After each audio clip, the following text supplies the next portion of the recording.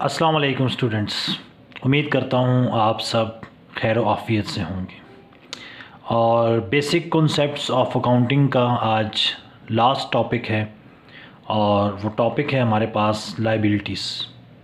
अब तक हम कैपिटल को पढ़ चुके हैं, ड्राइंग्स को पढ़ चुके हैं, एसेट्स को पढ़ चुके हैं, इनकम को पढ़ चुके हैं, एक्सपेंसेस को पढ़ चुके हैं और सिक्स्थ हेड है और लास्ट हेड है और इस सीरीज़ का हमारा ये आज आखिरी लेक्चर होगा। तो टॉपिक की तरफ आते हैं। टॉपिक हमारा है लायबिलिटीज़।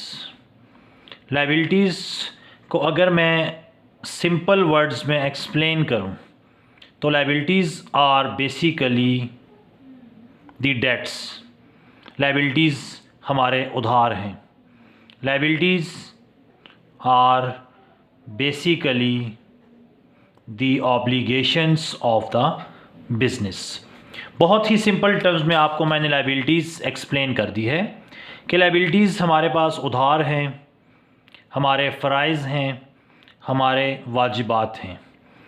हमने किसी से उधार लिया है तो वो पेमेंट वापस करनी होगी, ये भी लायबिलिटीज़ हैं।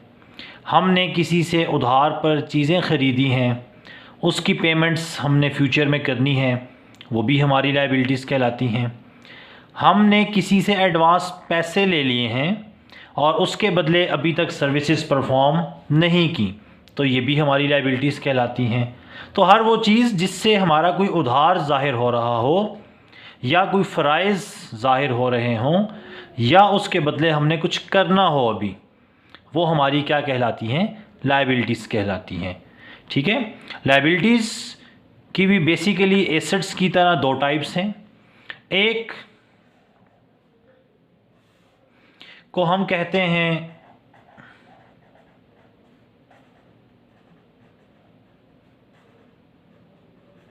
करंट लायबिलिटी और दूसरी हमारी कहलाती है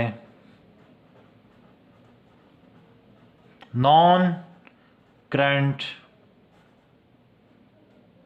लायबिलिटी। जैसे कि इन टर्मिनोलॉजी से आप वाकिफ़ हैं, हमने करंट एसेट्स पढ़ा था और फिक्स्ड एसेट पढ़ा था, तो इन टर्मिनोलॉजी से आप वाकिफ़ हैं। करंट लायबिलिटीज़, करंट लायबिलिटी वो लायबिलिटी है विच we have to pay within 1 year और 12 मंथ्स। ऐसे वाजिबात, ऐसे उधार, ऐसी अदायगियाँ जो हमें 1 साल के अंदर अंदर अदा करनी हो, उन्हें हम कहते हैं ये हमारी करंट लायबिलिटी है। और ऐसे वाजिबात, ऐसी अदायगियाँ, ऐसे उधार जो हमें मोर देन 1 ईयर में पे करने हों, उन्हें हम कहते हैं ये हमारी नॉन करंट लायबिलिटीज़ हैं। ठीक है students. Current liabilities which we have to pay within 1 year, जिनको हमने अदा करना हो 1 साल के अंदर अंदर या 12 मंथ्स के टाइम पीरियड में। नॉन करंट लायबिलिटीज़ जिनकी अदायगियाँ हमें 1 साल से ज़्यादा अरसे में करनी हो। अब हम 1 बाय 1 करंट लायबिलिटीज़ की एग्जांपल्स को स्टडी करते हैं। सबसे जो पहली एग्जांपल है करंट लायबिलिटी की, वो है हमारे पास creditors. Creditors are basically the persons, लोग हैं। कौन से लोग? From whom we purchase goods on credit। वो लोग जिनसे हम उधार पर चीज़ें ख़रीदते हैं उन्हें हम क्रेडिटर्स कहते हैं। तो इनसे हम उधार पर चीज़ें ख़रीदेंगे, इसका मतलब इन फ्यूचर हमें इनको पेमेंट करनी होगी, तो ये हमारी क्या हुई? लायबिलिटीज़। और पेमेंट हमने चूँकि 1 ईयर के अंदर अंदर करनी है, तो ये हमारी करंट लायबिलिटीज़ भी कहलाती हैं। क्रेडिटर्स का दूसरा नाम बेसिकली अकाउंट पेएबल भी कहलाता है। क्रेडिटर्स या अकाउंट पेएबल, दोनों एक ही चीज़ के दो नाम हैं। क्रेडिटर्स के बाद दूसरी करंट लायबिलिटी हमारे पास आती हैं आउट स्टैंडिंग एक्सपेंस।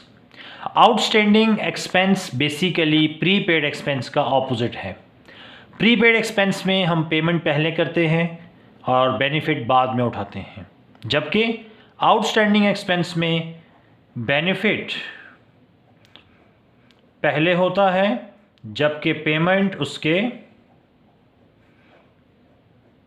बाद होती है।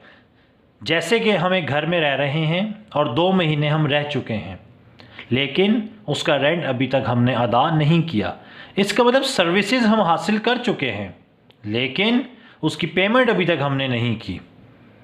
तो ये हमारी लायबिलिटी आ गई ना, उसके बदले भी हमने काम करना है, पेमेंट करनी है। और चूंकि ये इन्हीं 2 महीनों का रेंट है, 1 साल के अंदर अंदर का लायबिलिटी है हमारी, तो ये भी हमारी करंट लायबिलिटी कहलाती है।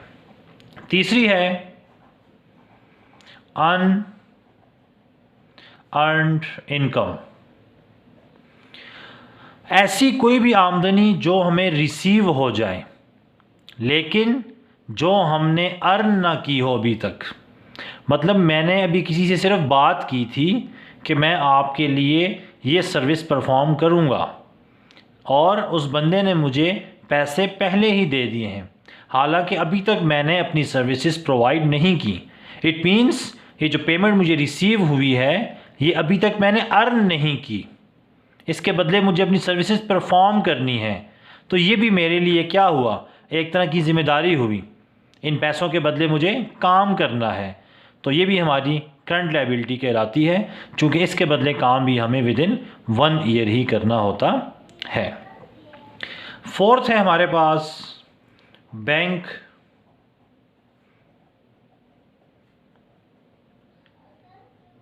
Overdraft. Bank overdraft basically bank अपने कस्टमर को लोन इशू करता है, एडवांस पेमेंट्स इशू करता है। कब? जब कस्टमर का बैलेंस नील हो जाए। ठीक है, क्यों? कि कोई एम्बेरसमेंट उसको फील ना हो। तो जैसे ही उसके अकाउंट में नेक्स्ट सैलरी आती है या कोई भी डिपॉजिट आता है तो बैंक उससे क्या कर लेता है, डिडक्ट कर लेता है। ये आम तौर पर उन लोगों को दी जाती है फैसिलिटी जिनके पास क्रेडिट कार्ड होता है। तो चूंकि ये लायबिलिटी भी हमें विदिन 1 ईयर पेमेंट वापस करनी है, तो ये हमारी क्या कहलाती है, बैंक ओवरड्राफ्ट कहलाती है। इसी तरह कोई भी प्रोविजंस हैं, मिसाल के तौर पर प्रोविज़न फॉर टैक्स है, जो कि हमने फ्यूचर में पे करना है टैक्स। अभी हमारा नेट प्रॉफिट कैलकुलेट हुआ है, मालूम हुआ है, तो उसकी हमने प्रोविज़न लगा ली है कि हमारा 33% या 40% टैक्स बनता है। तो अभी चूँकि हमने कैलकुलेट किया है, प्रोविज़न लगाई है, पे नहीं किया, इट मीन्स हमें फ्यूचर में इसको क्या करना पड़ेगा, पे करना पड़ेगा। तो इसका मतलब ये भी हमारी लायबिलिटी हुई। ठीक है, इसी तरह और कोई भी पेएबल होगा, इंटरेस्ट पेएबल है, सैलरीज पेएबल है, कुछ भी पेएबल है जिसके बदले ऐसी कोई भी सर्विसेज या प्रोडक्ट जो हमने हासिल कर ली हैं लेकिन उनके बदले अभी तक पेमेंट्स नहीं हुई, तो ये हमारी क्या कहलाती हैं, करंट लायबिलिटीज़ ही कहलाती हैं। और आखिरी चीज़ है करंट लायबिलिटीज़ में शॉर्ट टर्म लोन। ये लोन की वो टाइप है जो कि हमने अपने रिश्तेदारों से, दोस्तों वगैरह से लोन लिया है for the period of less than 1 year.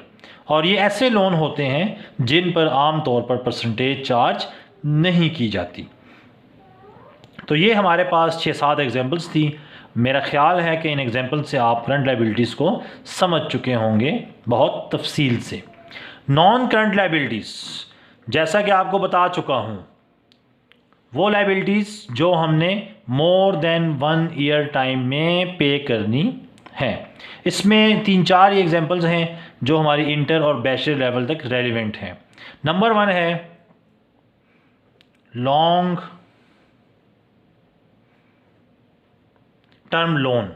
ऐसा लोन जो हम मोर देन 1 ईयर के लिए लेते हैं, 3 ईयर्स में वापस करना है, 5 ईयर्स में वापस करना है, 10 ईयर में वापस करना है, जिनका पेमेंट वापस करने का जो टाइम पीरियड है वो मोर देन 1 ईयर है, और अगर पेपर में आपको 2 लोन्स दे दिए जाएं, एक के साथ परसेंटेज मेंशन हो, लेट सपोज 7%, और दूसरी के साथ परसेंटेज मेंशन ना हो, तो याद रखिएगा ये जो 7% लोन है ये बेसिकली आपका लॉन्ग टर्म लोन है। Normally interest long term loans के ऊपर चार्ज किया जाता है, तो चूंकि परसेंटेज इंटरेस्ट चार्ज की जा रही है, इसका टाइम पीरियड भी 1 साल से ज़्यादा है, तो ये हमारी नॉन करंट लायबिलिटीज़ कहलाती हैं। दूसरा है मॉर्गेज लोन। मॉर्गेज लोन के ऊपर भी आम तौर पर इंटरेस्ट चार्ज किया जाता है। मॉर्गेज लोन ऐसे लोन हैं जो कि आप कोई भी सिक्योरिटी रखवा कर हासिल करते हैं। आप बैंक के पास गए, आपने उनसे लोन मांगा, उन्होंने कहा कि आप हमें घर के कागजात रखवा दें, बाइक के कागजात रखवा दें, कोई भी सिक्योरिटी उन्होंने आपसे मांगी और उसके बदले आपको लोन इशू किया, ये आपका क्या कहलाता है? Mortgage loan.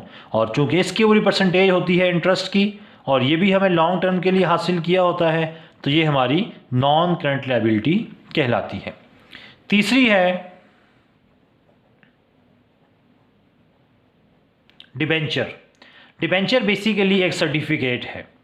ये सर्टिफिकेट कंपनीज इशू करती हैं पब्लिक को, किस लिए? ताकि वो कैपिटल इकट्ठा कर सकें, और उसके ऊपर ये अपनी जो पब्लिक है इनको इंटरेस्ट भी पे किया जाता है। तो ये भी एक तरह की लॉन्ग टर्म बोरोविंग्स हैं।